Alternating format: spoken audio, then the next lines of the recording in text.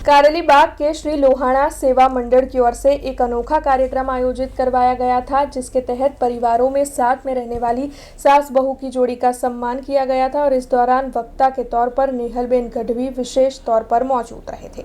वडोदरा में इतवार को एक अनोखा ही कार्यक्रम आयोजित हुआ था। दरअसल श्री लोहाना सेवा मंडल कारेली बाग की ओर से ये कार्यक्रम आयोजित करवाया गया था। प्रेरणादायी बंधन का सम्मान शीर्षक के तहत आयोजित इस कार्यक्रम में परिवारों में साथ में रहने वाली सास बहू की जोड़ी को सम्मानित किया गया था। कार्यक्रम का मुख्य उद्देश्य सास बहू के पवित्र और प्रेरणादायी संबंध को सराहने का था। तब आपको बता दें कि इस दौरान फोटो फ्रेम देकर सास बहू का सम्मान किया गया था और वक्ता के तौर पर इस कार्यक्रम में नेहलबेन गढ़वी मौजूद रहे थे।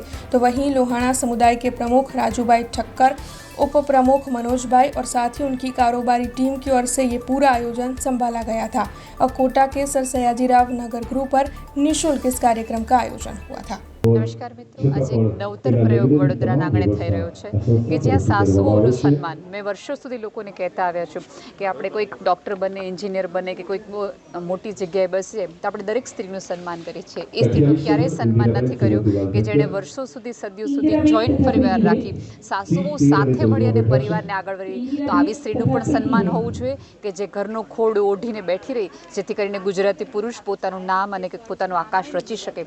આવી દરેક સ્ત્રીઓને સન્માનિત કરતી વખતે મને આનંદની લાગણી થાય છે કે જે લોકો સંસ્કૃતિની ચિંતા કરે છે, ઘર તૂટી રહ્યા છે, ગુજરાતી સમાજ તૂટી રહ્યો છે, એવા લોકો જે આવી નિરાશાવાદી વાતો કરે છે એણે ક્યારેક આવી સાસુઓ મનને બેસીને વાત સાંભળવી જોઈએ કે એવી કઈ જડીબૂટી છે જેનાથી પરિવાર અને સમાજ એક જ થઈ રહ્યો છે। આ યુવા પેઢી માટે એક જ વસ્તુ કહેવાની છે, જેટલા મૂળ સાથે જોડાયેલા રહેશો એટલું જ વૃક્ષ ઊંચું જશે અને એટલા જ ફળ છે રસદાર બનશે।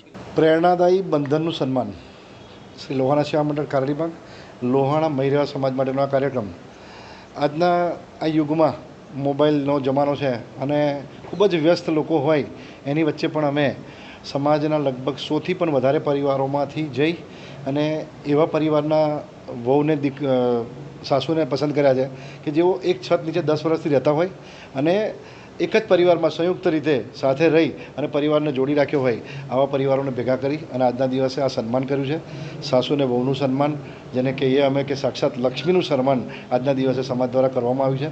અને આજના દિવસે નેહલબેન ગઢવી જેઓ મોટિવેશનલ સ્પીકર છે એમને પણ અહીંયા બોલાવી અને એમનો પણ કાર્યક્રમ રાખ્યો છે। 2 કલાકની સ્પીચ એમની રહેશે। બાકીના બધા જ સમાજના લોકો અગ્રણીઓ ભેગા થઈ 1200થી પણ વધારે જેવી સંખ્યા આજના દિવસે રજીસ્ટ્રેશન થઈ છે અને કાર્યક્રમમાં 75થી પણ વધારે પરિવાર અત્યારે ઉપસ્થિત છે। તો આવા કાર્યક્રમ સમાજ થકી મૂક્યા અને સમાજે વધાવી લીધા એ બદલ સમાજનો પણ ખૂબ ખૂબ આભાર અને આવા સંયુક્ત પરિવારમાં લોકો જીવતા રહે એવી શુભેચ્છા પાઠવીએ છીએ। हमसे जुड़े रहने के लिए हमारे YouTube चैनल को सब्सक्राइब करें और नई वीडियो की नोटिफिकेशन के लिए बेल आइकॉन को दबाएं।